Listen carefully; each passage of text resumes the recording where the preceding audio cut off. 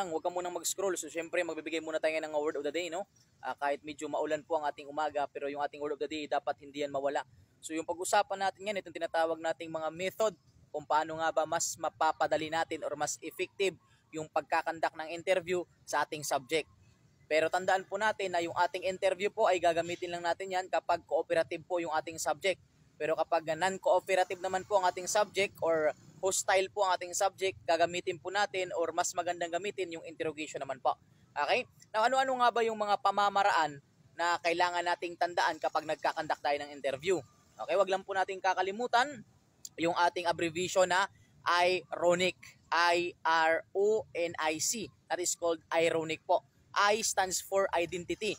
So, nang una po sa lahat is kapag nagkandak po tayo ng interview, as interviewer po, unang-una is magpakilala po tayo. Ipakilala po natin yung pangalan natin, yung agency natin, including po yung ranggo natin, kung ano po yung rank natin or position po. Okay, that is considered una po is identity. Sapagkat napaka-importante po na magpakilala tayo para nang sa ganun yung ating subject po ay makilala tayo at nang sa ganun ay magbigay siya ng information sa atin.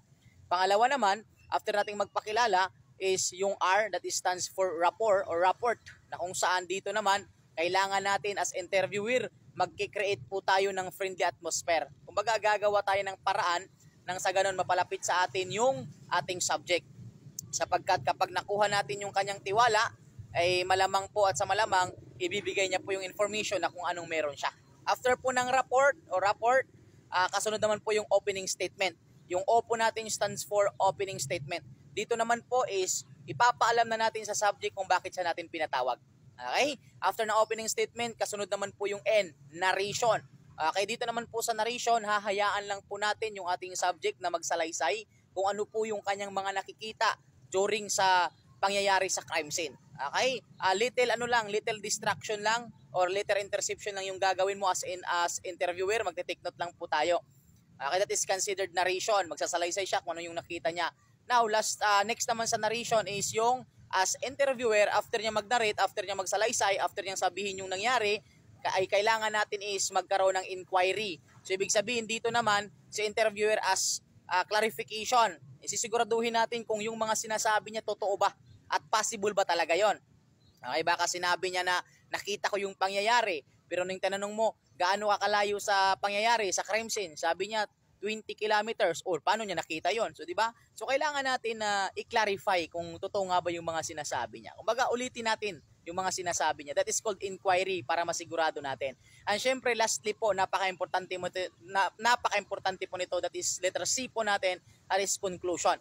Kaya napakahalaga po na after ng interview is maghingi po tayo ng pasensya or apologies po sa ating mga subject at saka pasalamatan din po natin sila sapagkat pumunta talaga sila kahit medyo busy po sila.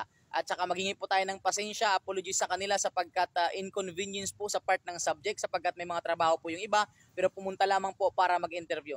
Nang sa ganun mapakita natin yung pag-welcome sa kanila at pag-care natin sa kanila. If ever na ipatawag natin sila sa next interview, pupunta talaga yan dahil nga nakita nila na nagmamalasakit din tayo sa kanila. Okay, so wag po natin kakalimutan kapag nagkandak po tayo ng interview, mas mapapaganda po yung pagkakandak ng interview, mas effective po siya kapag meron po tayong ironic. I stands for identity, R, rapport, opening statement, narration, inquiry, tsaka yung conclusion natin. So paano? Yan lang muna sa ngayon. At syempre, ito ba yung lingkod, your Mr. Word of the Day, Emmanuel, the Master Schumann, Villaser Blacalos, at CBRC National Tour, and RG Circumference. God bless you, Abanes. Thank you so much.